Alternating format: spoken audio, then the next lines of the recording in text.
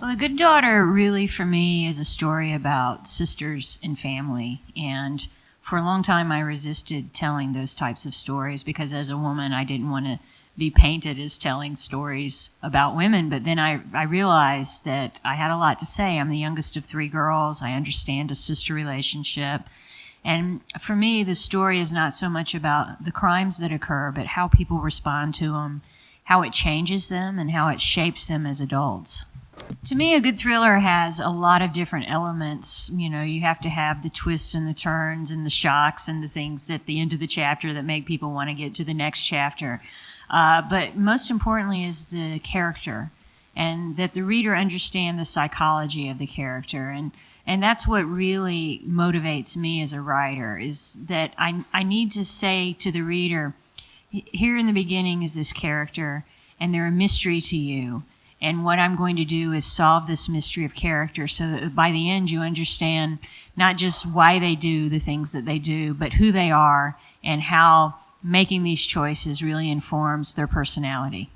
I think that thrillers can be a voice against violence against women in a very fundamental way. And for me, the primary way is that it's talking about violence, because for many years, we never talked about violence against women, or domestic violence was considered something that would be handled within a family. The police didn't become involved. Even today, it's very hard for women who have been abused or sexually assaulted to find someone who will believe them. I mean, at a very fundamental level, rape and sexual assault are the only crimes where the police officer goes in assuming that the woman may be lying. You don't see a murder happen and they say, well, maybe this person wasn't really murdered, or they never say to the family of a family who's been burglarized, oh, well, are you sure you want us to investigate this crime? And that's what women are told constantly. I can only speak for America, but all the time women are not believed.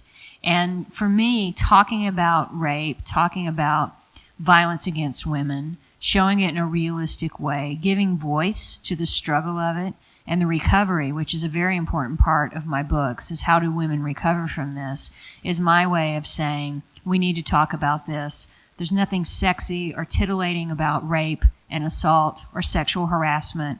It happens every second of the day to a woman somewhere in the world, and we need to talk about that.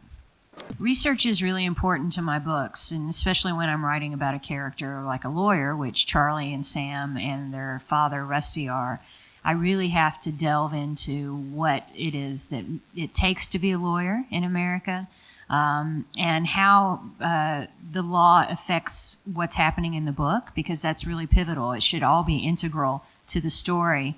And so I had to talk to a lot of lawyers. Fortunately, I know a lot of lawyers. I have friends who are writers who went to law school, and I spoke with them about, how would this work? How would this courtroom scene work? Because it's very important for the book to feel as realistic as possible, and I didn't want to have a lawyer read the book and say, well, that's impossible, that would never happen. My next book is called Pieces of Her, and I've been writing for a while now about relationships between daughters and their fathers, and I decided to write about a relationship between a mother and a daughter.